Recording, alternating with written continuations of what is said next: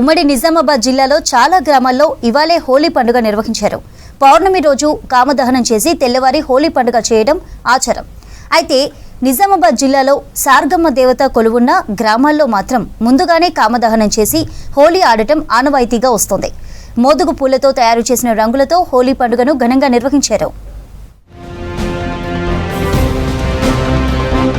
ఉమ్మడి నిజామాబాద్ జిల్లాలో చాలా గ్రామాల్లో హోలీ ముందు రోజు నిర్వహించారు. గ్రామ దేవతలను కొలిచి ప్రత్యేక పూజలు నిర్వహించి కాముడి దహనం చేశారు.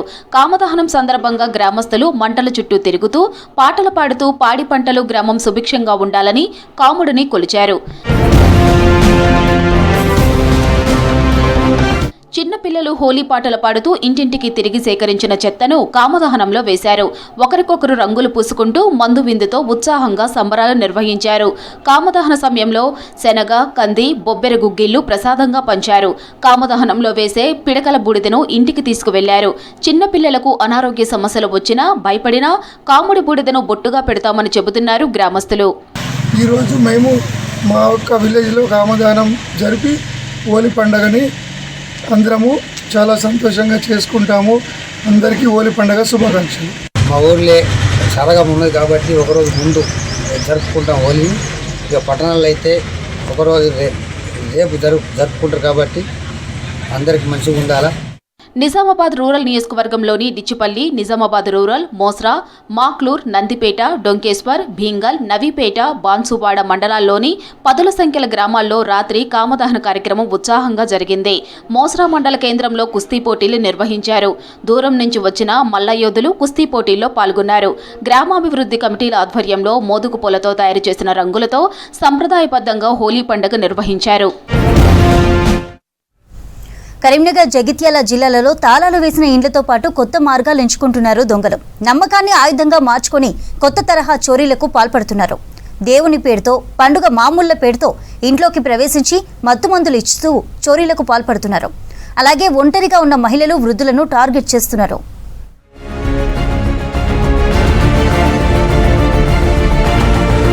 కరీంనగర్, జగిత్యాలలో వరుస దొంగతనాలు కలకలం రేపుతున్నాయి. ఈ చోరీల తీరును పరిశీలిస్తే ఒకే తరహాలో ఉన్నాయంటున్నారు స్థానికులు. ముందుగా ఇంట్లో ఎవరూ లేని సమయంను గుర్తించి తాళాలు పగలగొట్టి లోపలికి వెళ్తారు. దీనికి కరీంనగర్ సప్తగిరి కాలనీలో జరిగిన అపార్ట్మెంట్ చోరీనే ఉదాహరణ. తెల్లవారుజామున ముగ్గురు దొంగలు ప్లాన్ ప్రకారం లోనికి వెళ్లి గేటు దగ్గర ఒకరు కాపలా ఉండగా ఇద్దరు పై అంతస్తుల్లోకి వెళ్లి 2 ఫ్లాట్ల తాళాలు పగలగొట్టి బంగారం, వెండి, నగదు దోచుకెళ్లారు. ఇదంతా పక్కా ప్లాన్తో జరిగిన దోపిడీ. రేకుర్తి ప్రాంతంలో 4 మహిళలు దేవుని బొట్టు పెడతామంటూ ఇంట్లోకి వచ్చి ఇంట్లో ఉన్న మహిళలను నమ్మించి మత్తు పదార్థాలు ఉపయోగించి నగలు, డబ్బులు దోచుకెళ్లారు.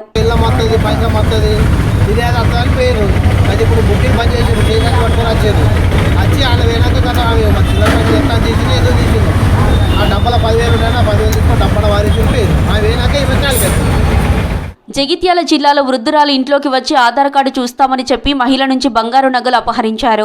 గంగాధర మండలం ఘర్షకుర్తి గ్రామానికి చెందిన శంకరయ్య వృద్ధ దంపతులకు పొరుగునే ఉండే కత్తి శివ అనే వ్యక్తి గత నెలలో నొప్పి మాత్రలని నమ్మించి వారికి మత్తు గోళీలు ఇచ్చాడు. వాటిని వేసుకున్న వృద్ధుల్లో శంకరయ్య చనిపోగా భార్య లక్ష్మి ఆసుపత్రి పాలైంది. మత్తులోకి వెళ్లిన తర్వాత వృద్ధురాలి మెడలో ఉన్న బంగారు పుస్తలతాడు 25,000 రూపాయల నగదుతో పరారయ్యాడు నిందితుడు శివ. ఆడ ఇద్దరు నిలబడ్డారట. మీరు ఎందుకు తమ్ముడు తాను చేసి వాళ్ళ ఇట్టుకున్నాడు బట్టెత్తునే ఉన్నాడు. ఆయనతో మీరు ఎందుకు గిడి నిలబడ్డారు ఫోన్ రాని అన్నదట.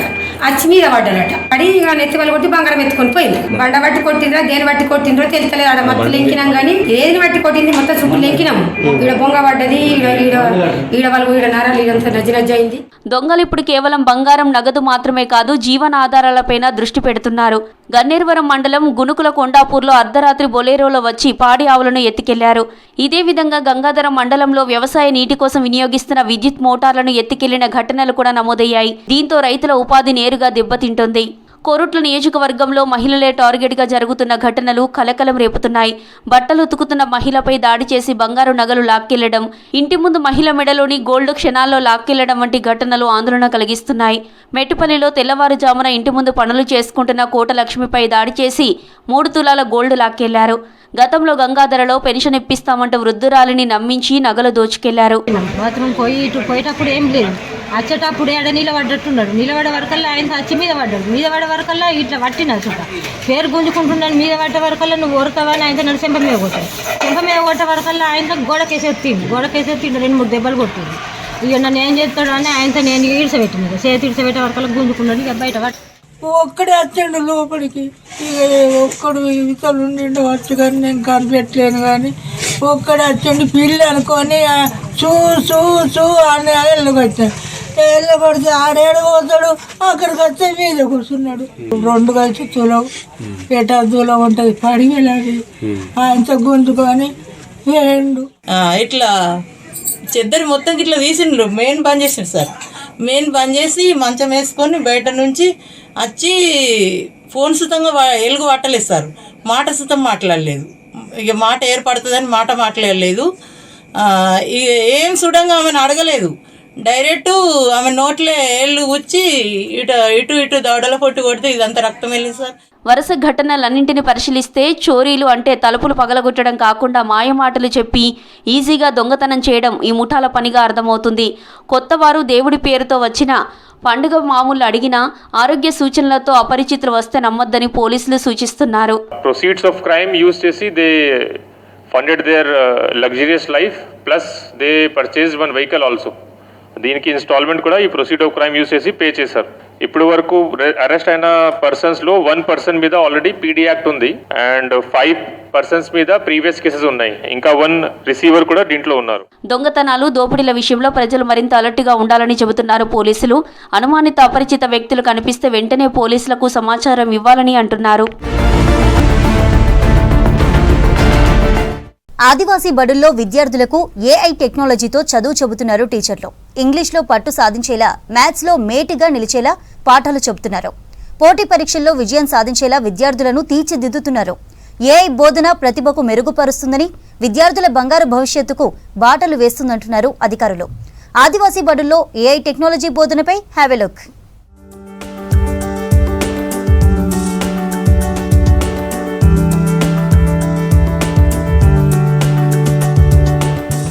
ఆదిలాబాద్ జిల్లాలో గిరిజన విద్యార్థులు చదువుల్లో వెనకబడుతున్నారు.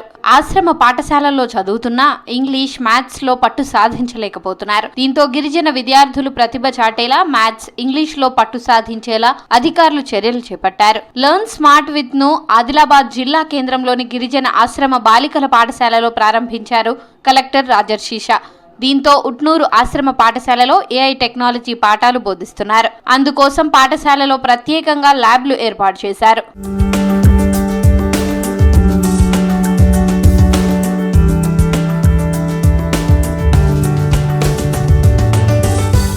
ఎనిమిదవ తరగతి నుంచి ఏఐ టెక్నాలజీతో ఆధునిక పద్ధతుల్లో పాఠాలు చెప్తున్నారు. ఇంగ్లీష్, మ్యాథ్స్ సబ్జెక్టుల్లో ఏఐతో పాఠాలు చెప్పడం వల్ల విద్యార్థులు సులువుగా అర్థం చేసుకుంటున్నారు. ఇంగ్లీష్లో మెలకువలు నేర్చుకుంటున్నారు. మ్యాథ్స్లో విద్యార్థుల సందేహాలను పరిష్కరిస్తూ ఏఐతో బోధన చేస్తున్నారు. సాంకేతిక పద్ధతులతో పాఠాలు చెప్పడం వల్ల కఠినంగా అనిపించినవి సులువుగా అర్థమవుతాయంటున్నారు విద్యార్థులు. 25th రోజు collector sir and PO sir dignitaries వచ్చి మా స్కూల్లో ప్రోగ్రామ్ని లాంచ్ చేయడం జరిగింది. ఇక్కడ ఎన్లాబ్స్ అనే కంప్యూటర్ సంస్థ ఎన్జిఓ ద్వారా మనకు ధ్యేయ అనే ప్రోగ్రామ్ని స్కూల్లో లాంచ్ చేయడం జరిగింది. ఇది గిరిజన విద్యార్థుల విద్యా అవకాశాలని మెరుగుపరచడానికి, వాళ్లకు ఉన్న నాణ్యమైన సాంకేతికత నిపుణతో కూడినటువంటి విద్యను అందించడానికి ఏఐ అనే కొత్త సాంకేతిక కంప్యూటర్ పరిజ్ఞానాన్ని అలవాటు చేసుకుంటూ నేర్చుకుంటూ ఆడపిల్లలు గర్ల్స్ చైల్డ్ ఎడ్యుకేషన్కి సపోర్టివ్గా ఉండడానికి అని చెప్పేసి మా స్కూల్లో మా పాఠశాలలో ఈ ప్రోగ్రామ్ని లాంచ్ చేయడం జరిగింది.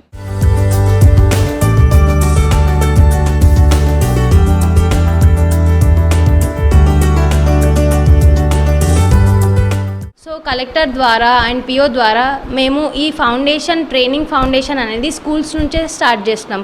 సో కొన్ని పైలట్ బ్యాచ్గా కొన్ని స్కూల్స్ని సెలెక్ట్ చేస్తాం, like Ashram schools, ZPHS schools and tribal welfare schools. So ఈ 25th ఫిబ్రవరి రోజు ఈ కలెక్టర్ ద్వారా మేము ఈ ప్రోగ్రామ్ని లాంచ్ చేసాం, theya.schools.ai అని. సో దాని ద్వారా మేము 8 months ట్రైనింగ్ ఇస్తాం స్టూడెంట్స్కి, లైక్ ఎట్లా మ్యాథ్స్ ఫౌండేషన్స్ అనేది బేసిక్స్ నుంచి స్టార్ట్ చేస్తాం. సాంకేతిక బోధన విద్యార్థుల ప్రతిభను మెరుగుపరుస్తుందని సంతోషం వ్యక్తం చేస్తున్నారు విద్యార్థులు. ఇది భవిష్యత్తులో తమకు ఎంతో ఉపయోగపడుతుందంటున్నారు. పోటీ పరీక్షల్లో రాణించడానికి ఉద్యోగాలు సాధించేందుకు దోహదపడుతుందంటున్నారు. అన్ని తరగతులకు ఏఐ బోధన విస్తరించాలని అధికారులను కోరుతున్నారు విద్యార్థులు. మ్యాథ్స్, ఇంగ్లీష్ అన్నీ చక్కగా నేర్చుకోగలుగుతున్నాము. 25th కంప్యూటర్ ల్యాబ్ ఓపెన్ అయింది. ఇంతకుముందు బ్లాక్ బోర్డ్ మీద చెప్తుండేవారు, ఇప్పుడు కంప్యూటర్లో చక్కగా నేర్చుకుంటున్నాము. మ్యాథ్స్లో, ఇంగ్లీష్లో ఏమైనా డౌట్స్ ఉంటే అడిగి సందేహాన్ని తెలుసుకోగలుగుతున్నాము. ఇది మాకు బాగా యూజ్ అవుతుంది. సో ఇలాంటి ఏఐని ఇంకా ఈ అవకాశం ఇచ్చినందుకు కలెక్టర్ సార్కి, పిఓ సార్కి ధన్యవాదాలు.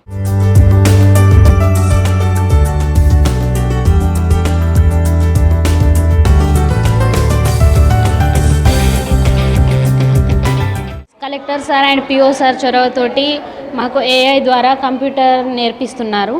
మాకు ఫస్ట్ బోర్డు మీద ఇలా క్లాసులు చెప్తుండే, ఇప్పుడు ఎల్ఈడి స్క్రీన్ ద్వారా మరియు కంప్యూటర్ ద్వారా క్లాసులు చెప్తున్నారు. ఇక్కడ మాకు ఏం డౌట్స్ ఉన్నా మేము క్లియర్ చేసుకుంటున్నాం, ఇంకా కొత్త విషయాలు నేర్చుకుంటున్నాం. ఇది మాకు చాలా నచ్చింది. ఇంకా ఈజీ వేగా మేము నేర్చుకుంటున్నాం, అన్నీ మాకు ఏం ప్రాబ్లం ఉన్నా తెలుసుకుంటున్నాం. గణితం అంటే వణికిపోయే విద్యార్థులు ఇప్పుడు సులువుగా అర్థం చేసుకుంటున్నారు. పైలట్ ప్రాజెక్ట్గా 2 పాఠశాలలకు పరిమితం చేయకుండా అన్ని గిరిజన పాఠశాలల్లో ఏఐ టెక్నాలజీతో పాఠాలు చెప్పాలని కోరుతున్నారు విద్యార్థులు.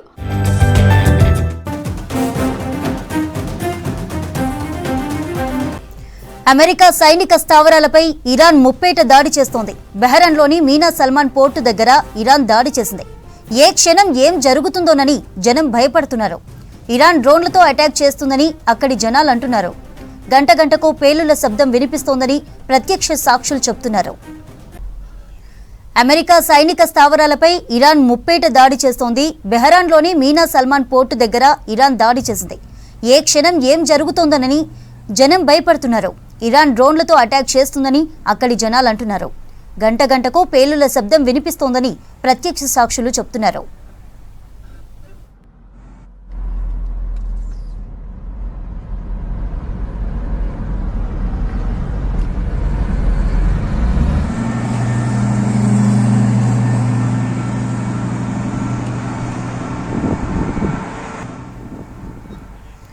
అమెరికా సైనిక స్థావరాలపై ఇరాన్ ముప్పేట దాడి చేస్తోంది. బెహ్రెన్లోని మీనా సల్మాన్ పోర్టు దగ్గర ఇరాన్ దాడి చేసింది. ఏ క్షణం ఏం జరుగుతుందోనని జనం భయపడుతున్నారు. ఇరాన్ డ్రోన్లతో అటాక్ చేస్తుందని అక్కడి జనాలు అంటున్నారు. గంట గంటకు పేలుళ్ల శబ్దం వినిపిస్తోందని ప్రత్యక్ష సాక్షులు చెబుతున్నారు.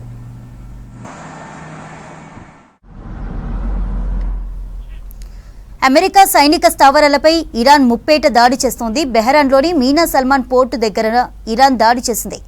ఏ క్షణం ఏం జరుగుతుందోనని జనం భయపడుతున్నారు. ఇరాన్ డ్రోన్లతో అటాక్ చేస్తుందని అక్కడి జనాలు అంటున్నారు. గంట గంటకు పేలుళ్ల శబ్దం వినిపిస్తోందని ప్రత్యక్ష సాక్షులు చెబుతున్నారు. రేటు మరింత సమాచారం బెహ్రెయిన్లో ఉంటున్న నవీన్ గారిని అడిగి తెలుసుకుందాం. నవీన్ గారు, బెహ్రెయిన్లో ప్రస్తుతం పరిస్థితులు ఎట్లున్నాయండి? నమస్తే. ప్రస్తుతానికి బహ్రెయిన్ సిచ్యువేషన్ ఏంటంటే, ఇప్పుడు గత 3 రోజుల నుంచి అయితే మనం చూస్తున్నాము గల్ఫ్ అంతా ఒకే పరిస్థితి ఉంది. బహ్రెయిన్ లో కూడా అదే పరిస్థితి ఉంది. ఏదైతే అమెరికా యొక్క సైనిక స్థావరాలపై బాంబు దాడులు అయితే నాన్ స్టాప్ ఇంకా ఇప్పటి వరకు కంటిన్యూ నడుస్తూ ఉన్నాయి. వాళ్ళ టార్గెట్ ఏంటంటే అమెరికా బేస్లను ఇక్కడ నుంచి తరలించాలని చెప్పి అదే ఒక పట్టుతోటి వాళ్ళు ముందుకెళ్తున్నారు. ఎయిర్పోర్ట్ మీద కూడా దాడి జరిగింది. గత రాత్రి ఎయిర్పోర్ట్ మీద కూడా వాళ్ళు బాంబులు వేయడం జరిగింది. సో మన బహ్రెయిన్ ప్రభుత్వము ఇది ఇక్కడ ఉన్న మిలిటరీ ఏంటంటే మన యాంటీ మిసైల్స్ వీళ్ళు పంపించి చాలా వరకు కట్టడి చేసారు. దాదాపు 60-70 మిసైల్స్ అయితే వాళ్ళు కట్టడి చేసి పైన చేసేసరికి కొన్ని ఒక 10-15 లీకేజ్ అయిపోయి కింద పడ్డాయి. అవి దానివల్ల చాలా డ్యామేజ్ జరిగింది. ఇక్కడ మనామలో కూడా ఒకటి ఎరా టవర్ అని, crown plaza building, crown plaza hotel చాలా వరకు. కానీ ఏంటంటే లక్కీలు ఇప్పటికీ మన తెలుగు వారికి అయితే ఎవరికి కూడా ఏమి జరగలేదు. హలో అండి. రైట్ నవీన్ గారు, అయితే మరి ఈ అటాక్స్ తో సురక్షిత ప్రాంతాలకు ఏమైనా తీసుకువెళ్తున్నారా ప్రజల్ని కానీ, మన తెలుగు వాళ్ళకి ఎటువంటి సేఫ్టీ ఇస్తున్నారు? ప్రస్తుతానికి గవర్నమెంట్ అయితే అందరికి షెల్టర్స్ ఇచ్చింది. చాలా మంది కంపెనీలలో ఉన్నారు. అయితే ప్రస్తుతానికి ఏంటంటే ఎక్కడ కూడా ఏ క్యాంప్ మీద కానీ సివిలియన్స్ కి ఇబ్బంది జరిగేటట్టయితే ఇప్పటికి ఏం జరగలేవు చర్యలు, ప్రాబ్లమ్స్ ఏం కాలేవు. సివిలియన్స్ కి ఎక్కువ అయితే డ్యామేజ్ అయితే కాలేదు. స్థావరాలు అయితే ఉన్నాయి, ఎందుకంటే ఇప్పుడు ఒకటి జుఫేర్ ఏరియా అని ఉంది, ఆ ఏరియాలో ఒకట అమెరికన్ బేస్ ఉంది అక్కడ. సో దాని చుట్టుపక్కల ఉన్నటువంటి అందరినీ తరలించిండు సురక్షిత ప్రాంతాలకు. మన తెలుగువారు దాదాపు ఒక 30 నుంచి 40 వేల మంది ఇక్కడ జనాలు ఉన్నాము. ప్రస్తుతానికైతే ఎవరికి ఏం కాలేదు, కానీ ప్రభుత్వాలు వెంట సమాచారం తీసుకుంటూ ఇప్పుడు ఇండియన్ ఎంబసీ నెంబర్లు ఇచ్చింది, కానీ ఈ 2 నెంబర్లకి మనం దాదాపు 8 లక్షల మంది ఇండియన్స్ ఉంటారు కాబట్టి 2 నెంబర్లకు ఎంతమంది కాల్ చేస్తారు, వాళ్ళు ఏ రకంగా హ్యాండిల్ చేస్తారు అనేది. కానీ ఇంకా సెల్ఫ్గా ఏంటంటే ఇక్కడ అలారం సిస్టమ్ అనేది పెట్టింది గవర్నమెంట్. సో అన్ని దేశాలలో పెట్టినట్టు ఏదైనా ఎమర్జెన్సీ ఉన్నప్పుడు మనకు ఫోన్లోనే అలారం వచ్చేటట్టు.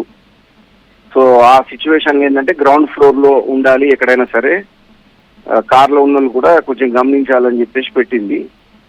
ఇది తీరా చూస్తే ఏంటంటే ఇరాన్ ప్రభుత్వము సివిలియన్స్ కి ఎఫెక్ట్ కావద్దు అని చూస్తున్నట్టు మనకు అర్థమవుతుంది. ప్రస్తుతానికైతే ఎవరికి అయితే డ్యామేజ్ కానీ ప్రాణ నష్టం అయితే మన తెలుగు వారికి అయితే ఎవరికి జరగలేదు ఇప్పటికైతే. ఓకే నవీన్ గారు, అయితే ఇప్పుడు ఇరాన్ ప్రతీకారం తీర్చుకోవడానికి చాలా చర్యలు అయితే చేస్తోంది, చాలా దాడులకు పాల్పడుతోంది. మరి సెల్ఫ్గా ప్రజలు ఎటువంటి జాగ్రత్తలు తీసుకుంటున్నారు, ఎలా రియాక్ట్ అవుతున్నారు ఈ దాడులపై?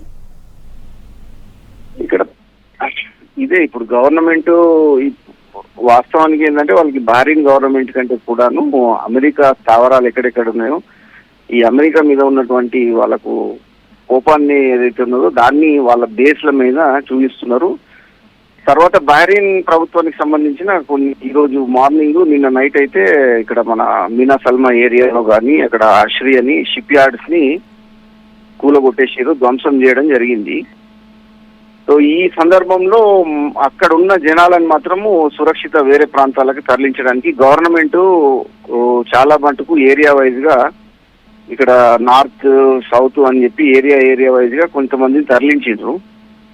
ప్రస్తుతానికైతే సిచ్యువేషన్ అనేది ఇంకా ఎటు చెప్పరాని పరిస్థితి ఉంది. కానీ ఇరాన్ కి కొంచెం ఇక్కడ లోకల్లో కొన్ని సంబంధాలు ఉండడం వల్ల అది కూడా బాగానే అంటే చాలా ఎఫెక్ట్ కాకుండా ఉంటుందని చెప్పేసి ఒక ఆశ అయితే అందరికి ఉంది.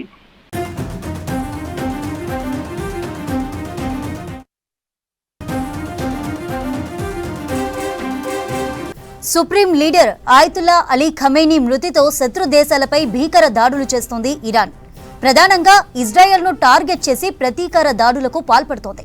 ఇజ్రాయెల్ ప్రధాని నెతన్యాహు టార్గెట్గా బాలిస్టిక్ క్షిపణులతో అటాక్ చేసినట్లు తెలిపింది Iran Islamic revolutionary guard corps. Israel ప్రధాని కార్యాలయంపై మిసైల్స్ తో దాడి చేసినట్లు ప్రకటించింది. ఆ టైంలో నెతన్యాహు ఎక్కడ ఉన్నారనే దానిపై మాత్రం స్పష్టత లేదని తెలిపింది. తమ దాడుల్లో ఇజ్రాయెల్ కు చెందిన పలువురు కమాండర్లు మరణించారని తెలిపింది ఐఆర్జీసీ. ఇజ్రాయెల్ అమెరికా సైనిక కేంద్రాలే లక్ష్యంగా మిసైల్స్ దాడులు చేస్తున్నట్లు తెలిపింది ఇరాన్. ట్రూ ప్రామిస్ 4 పేరుతో ఆపరేషన్ చేపట్టినట్లు తెలిపింది. తమ దాడిలో టెల్ అవీవ్లోని ప్రభుత్వ కార్యాలయాలతో పాటు తూర్పు అల్ కుడ్స్లోని లక్ష్యాలను ధ్వంసం చేసినట్లు తెలిపింది. తాము ఖైబర్ క్షిపణులను ప్రయోగించినట్లు చెప్పింది ఐఆర్జీసీ.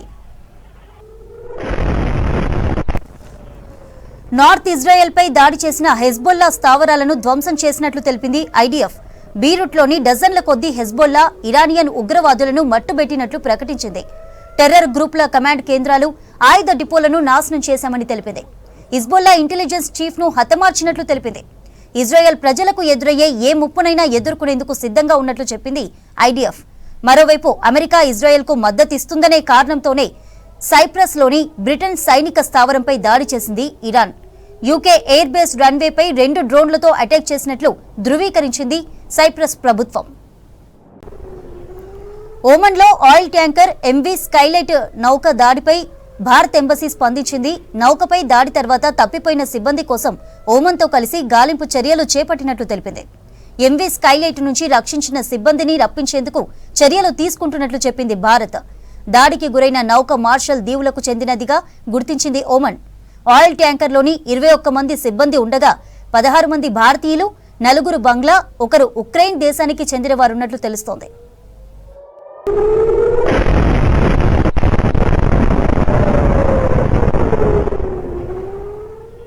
మధ్యాసియా టెన్షన్స్ పై భారత ప్రధాని నరేంద్ర మోదీ స్పందించారు. ప్రస్తుత పరిస్థితిపై Bahrain king Hamad bin Isa Ali ఖలీఫాతో ఫోన్లో మాట్లాడారు.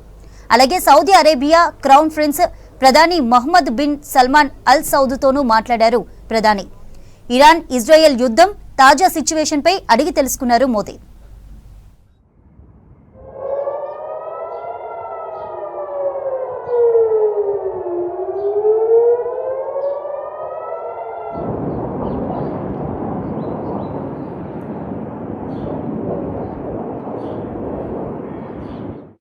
కొన్ని బ్యాక్టీరియాలు మేలు చేస్తే మరికొన్ని మనుషుల ఆరోగ్యాన్ని దెబ్బతీస్తాయి. బ్యాక్టీరియాలు మనుషులపైనే కాదు వారసత్వ కట్టడాలపై కూడా ప్రభావాన్ని చూపుతాయని చెబుతున్నారు పరిశోధకులు. రాతితో నిర్మించిన వందల ఏళ్ల నాటి ఆలయాలు, కోటలపై పేరుకుపోయిన బ్యాక్టీరియా వాటి మనుగడపైన ప్రభావం చూపిస్తాయంటున్నారు. ఓరుగల్లులో విద్యార్థుల పరిశోధనలు ఎన్నో అంశాలు అందరినీ ఆలోచింపచేస్తున్నాయి.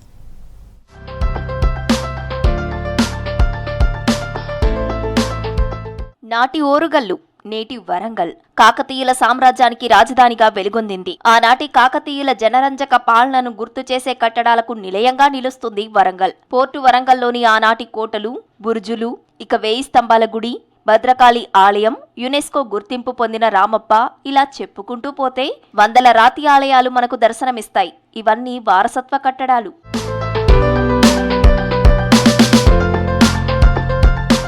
ఎన్నో ప్రకృతి వైపరీత్యాలు, మరెన్నో దాడులను సైతం ఈ చారిత్రక కట్టడాలు తట్టుకొని నిలబడ్డాయి. అయితే కొన్ని చోట్ల కాలగర్భంలో కలిసిపోయాయి. ఇప్పటికీ రామప్ప 1000 స్తంభాల గుడిని చూస్తే అక్కడి శిల్పాల్లో జీవం ఉట్టిపడుతుంది. ఆనాటి శిల్ప సౌందర్యం చూసే వాళ్లను మంత్రముగ్ధులను చేస్తుంది. అయితే ఈ కట్టడాలపై ఇప్పుడు బ్యాక్టీరియా రూపంలో ప్రమాదం పొంచి ఉందని పరిశోధనలు స్పష్టం చేస్తున్నాయి.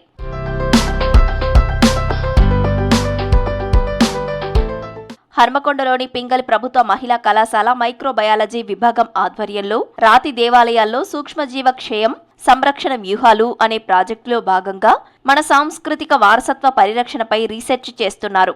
రాతి దేవాలయాలపై సూక్ష్మజీవుల ప్రభావం, వాటి వల్ల కలిగే నిర్మాణ క్షయం, అలాగే శాస్త్రీయ పద్ధతుల ద్వారా వాటిని ఎలా సంరక్షించవచ్చో ఈ ప్రాజెక్టుల్లో పరిశోధనలు చేస్తున్నారు.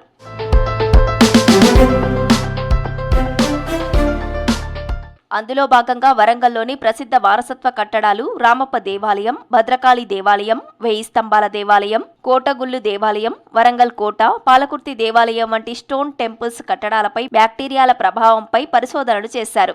అందులో భాగంగా ఆ కట్టడాలపై ఉన్న బ్యాక్టీరియా శాంపిల్స్ తీసుకొని వాటిని పరీక్షించారు. ఈ బ్యాక్టీరియా వల్ల కట్టడాల మనుగడ ప్రమాదకరంగా మారుతుందని చెబుతున్నారు.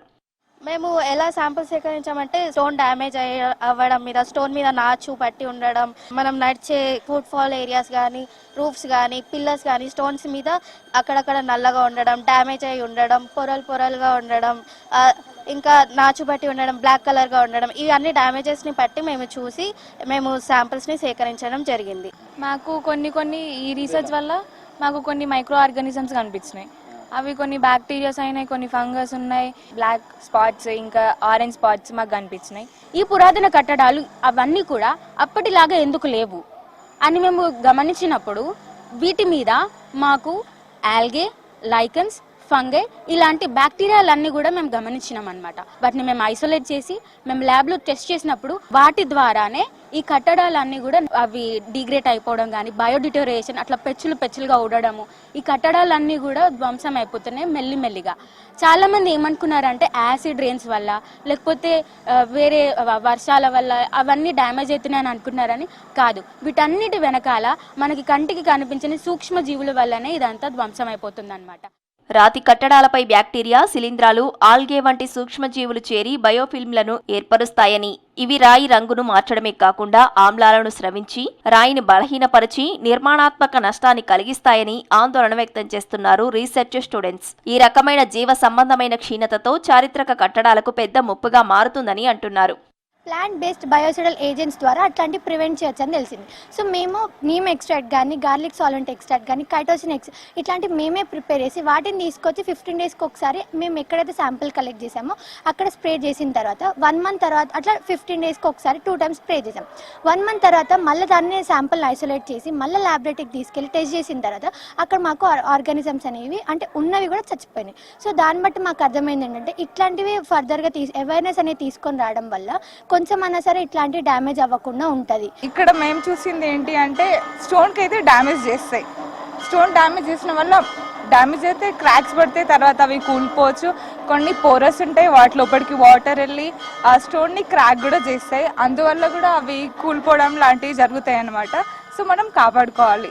మనం నెక్స్ట్ జనరేషన్స్కి మనం వీటిని ఏమంటారు సస్టైనబుల్గా ఉండాలి అంటారు కదా. సో నెక్స్ట్ జనరేషన్స్కి ఇవి ఉన్నాయని, కాకతీయుల డైనస్టీ అప్పుడు కట్టినారు కదా, సో వాళ్ళు ఇవి కట్టినారు అని చూపించడానికైనా మనం మంచిగా కాపాడుకోవాలి. రాతి ఉపరితలంపై నల్లటి మచ్చలు, పగుళ్లు, రంధ్రాలు ఏర్పడటం, రాయి పొడి పొడిగా రాలిపోవటం వంటివి జరుగుతాయని హన్మకొండలోని పింగళి మహిళా కాలేజీ మైక్రోబయాలజీ విభాగం డీన్ డాక్టర్ రేణుక చెప్పారు. రాతి కట్టడాలపై పెరిగే బ్యాక్టీరియా, ఫంగస్ వంటి సూక్ష్మజీవులు కాలక్రమేణా నిర్మాణాలను దెబ్బతీస్తాయని, వాటి నియంత్రణకు శాస్త్రీయ పరిశోధనలు, సరైన సంరక్షణ విధానాలు అవసరమని చెబుతున్నారు. వీటిపై ప్రజల్లోనూ అవగాహన కల్పించే ప్రయత్నం చేస్తున్నామని అంటున్నారు. ఆ బ్యాక్టీరియా, ఫంగస్ ఈ కట్టడాలన్నీ కెమికల్ రియాక్షన్ అక్కడ దాని యొక్క స్ట్రక్చర్ని డ్యామేజ్ చేస్తుంది. దాని స్మూత్నెస్, దాని కలర్ డిస్కలరేషన్ ఇలాంటివి జరుగుతున్నాయి. ఈ కట్టడాలు అనేది ఒక మిత్ లాగా ఉండకూడదు. మనం ఇప్పుడైతే రాముడు అయోధ్య అని అలాంటివి ఎలా చెప్తున్నామో అలా ఒకప్పుడు మన జనరేషన్ నెక్స్ట్ జనరేషన్స్కి ఇక్కడ ఒక 1000 పిల్ల టెంపుల్ ఉండే అలా అని చెప్పకుండా దీన్ని మెయింటెనెన్స్ మనం బాధ్యత. యాజ్ అ సొసైటీలో మనము యాజ్ అ సిటిజన్ ఇక్కడ మన కాకతీయుల కాబట్టి మన బాధ్యత ఏంటంటే ఇక్కడ వచ్చే రెగ్యులర్గా జనాలు వస్తుంటారు, వాళ్ళకి మనము అవగాహన కలిగజేయాలి. సో అది మా ఇంటెన్షన్. చూశారుగా, చారిత్రక వారసత్వ సంపదపై బ్యాక్టీరియాతో ఉన్న పెనుముప్పు. అయితే మన పూర్వీకుల గొప్ప వారసత్వాన్ని సంరక్షించడం ద్వారా భవిష్యత్ తరాలకు స్ఫూర్తిని అందించవచ్చని, వారసత్వ పరిరక్షణలో అందరూ భాగస్వామ్యులు కావాలని కోరుతున్నారు. నిజామాబాద్ మార్కెట్ యార్డులో గందరగోళం నెలకొంది. ముందస్తుగా ఎలాంటి ప్రణాళిక లేకుండా ప్రవేశపెట్టిన ఈనాం సాఫ్ట్వేర్ పసుపు రైతులను ఆందోళనకు గురి చేస్తోంది. దీంతో నిజామాబాద్ మార్కెట్ యార్డులో కొనుగోలు నిలిచిపోయాయి. బహిరంగ వేలంలో పసుపు కొనుగోలు జరుపుతున్నారు అధికారులు.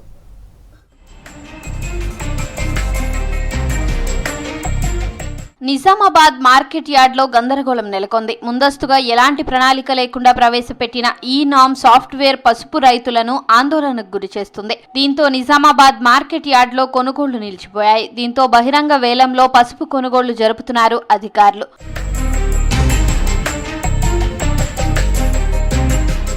నిజామాబాద్ మార్కెట్ యార్డ్లో ఈనామ్ సాఫ్ట్వేర్ పనిచేయకపోవడంతో రైతులు తీవ్ర ఇబ్బందులు పడుతున్నారు. 2014 ఏప్రిల్ 14న ఈనామ్ 1.0 వర్షన్ సాఫ్ట్వేర్ ను ప్రారంభించారు. దీని ఆధారంగా దేశవ్యాప్తంగా ఉన్న వ్యాపారులు ఇక్కడి పంటను ఈ వేలంలో కొంటుండడంతో రైతులకు గిట్టుబాటు ధరలు లభిస్తున్నాయి. అయితే కొద్ది రోజుల క్రితం ఈనామ్ సాఫ్ట్వేర్ అధికారులు 2.0 వర్షన్ కి అప్డేట్ చేశారు. ఈ విధానం నిజామాబాద్ మార్కెట్ యార్డ్ లో పూర్తి స్థాయిలో అందుబాటులోకి రాలేదు. రైతు ఫోన్ నంబర్, మరికొన్ని వివరాల నమోదుతో లాట్ ఐడి కేటాయింపు మరింత ఆలస్యమవుతుంది.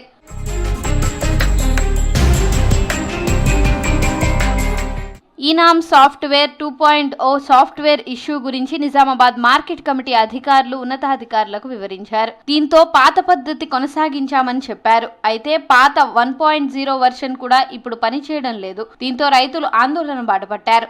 తాత్కాలికంగా బహిరంగ వేలం పాటలో పసుపు కొనుగోళ్లు కొనేలా వ్యాపారులను ఒప్పించారు మార్కెట్ కమిటీ పాలక మండలి సభ్యులు. సాఫ్ట్వేర్ వల్ల మనకు ప్రాబ్లం ఏర్పడ్డదో 1O నుంచి 2O సడన్ మనీ మార్చడం జరిగింది. అది మార్చడం వల్లనే ఏదైతే 2O అన్నది ఏదైతే ఉందో అది మాకు కొంచెం సాఫ్ట్వేర్ ప్రాబ్లం ఉంది. సాఫ్ట్వేర్లో మేము ఎట్లా చేయాలి, దాన్ని ట్రైనింగ్ చేసుకోవాలా, మనం దాన్ని ఒక వారం 10 రోజులు దాని మీద సర్చింగ్ చేస్తేనే దాన్ని మనం తీసుకుపోవడానికి ఆస్కారం ఉంది. అయినా కూడా ఇబ్బందులే. ఎందుకు ఇబ్బంది అంటున్నానంటే ఇలా రైతు పేరు ఫీడ్ చేయాలి, రైతు ఫోన్ నెంబర్ ఫీడ్ చేయాలి, రైతు ఓటీపీ చెప్పాలి. ఆ టైం వరకు అంటే ఒక్కొక్క రైతుకు 15 నుంచి 20 నిమిషాలు పడుతుంది. ప్రభుత్వాన్ని నేను రిక్వెస్ట్ చేస్తూ ఉన్నాను, మాకు నిజామాబాద్ మార్కెట్ని 1 వేకే ఇప్పించాలని చెప్పేసి నేను రిక్వెస్ట్ చేస్తూ ఉన్నాను. మా ప్రభుత్వం కూడా చెప్పినాం, మా తుమ్మల మా మంత్రి గారు కూడా ఇదే 1 వేని కావాలని మన ఏదైతే సెంట్రల్ గవర్నమెంట్కి కూడా తెలపడం జరిగింది. ప్రస్తుతం ఈనామ్ మార్కెట్ యార్డుల్లో 2.0 వర్షన్ ఉపయోగిస్తున్నారు. అయితే ఎలాంటి ప్రణాళిక లేకుండా ప్రవేశపెట్టిన ఈనామ్ 2.0 కొత్త సాఫ్ట్వేర్ పనిచేయడం లేదు. దీంతో పసుపు రైతులు, అధికారులు తంటాలు పడుతున్నారు. నిజామాబాద్ తో పాటు చుట్టుపక్కల జిల్లాలు, మహారాష్ట్ర నుంచి వచ్చిన రైతులు మార్కెట్ కమిటీ కార్యాలయం ముందు పడిగాపులు కాస్తున్నారు. మొత్తం యావత్ దేశంలోనే మార్కెట్ నిజామాబాద్ పెద్దది. నెంబరు ఆన్లైన్లో చేయడం రైతుది. అదొక పద్ధతి మంచిదే. అంటే రేటు కూడా మనకు తెలుస్తుంది, మాలు ఆడుకోతుందని తెలుస్తుంది. కాబట్టి అది ఆన్లైన్ చేయడం మంచిది. అది తొందరగా చేసి మంచిగా రైతులకు అర్థమయ్యేటట్టు చెప్పి చేస్తే అది బాగానే ఉంటుంది. రేటు మాత్రం ఇది గిట్టుబాటు అవుతలేదు. ఖచ్చితంగా 15,000 పైన ఉంటేనే పసుపులు పెట్టిన వాళ్ళు బతకగలుగుతారు. 15,000 పైన లేకుంటే ఏం మిగిలాయి. పెండలు కానీ జీతాలు పెరిగిపోయినాయి, కైకిలు పెరిగిపోయినాయి, ఎరువులు పెరిగిపోయినాయి. ఇలా ఎలాంటి లాభం లేదు. మరీ అన్యాయంగా ఉంది. కానీ చొరవ తీసుకొని ఇక్కడ ఉన్న బీటు తొందరగా ఓడగొట్టుకొని పాత పద్ధతిగా అయినా ఈ ఆన్లైన్ సిస్టమ్ అయినా కొద్దిగా తొందరగా ఓడగొట్టుకొని చూస్తే బాగుంటుందని కోరుకుంటున్నాను. ప్లస్ మాకు గిట్టుబాటు ధర కూడా పోయిన ఇయర్ కంటే ఈ ఇయర్ చాలా పడిపోయిందండి. రైతు అనేది ఎప్పుడు మోసపోతూనే ఉన్నాడు. దళారు వ్యవస్థలలో రైతు ఎప్పుడు మోసపోతున్నాయి. మేము పండించిన పంటకు బరాబరి టైంకు రేటు రాకపోవడం వల్ల బాగా ఇబ్బందులు. ఒకళ్ళు చూడకుండా ఆన్లైన్లే కరెక్ట్, ఓకే. దీనికి కాకపోతే దిగుబాటు లేక మాకు 15,000-18,000 అమ్ముతేనే మేము బాగుపడతాం. ఒకవేళ ఇది మళ్ళా ధరలు తక్కువైంది అనుకో, మళ్ళీ మొన్న 10 ఏళ్ళు బంద్ అయినట్లు మళ్ళీ పసుపు బంద్ చేస్తాం. ఆ దుకాణ పొల్లు ఈగలు కొడతారు. బహిరంగ వేలం ద్వారా కొనుగోళ్లు చేస్తున్నా ఆన్లైన్లో కొనుగోళ్లు చేసి ఉంటే అధిక ధరలు వచ్చేవంటున్నారు రైతులు.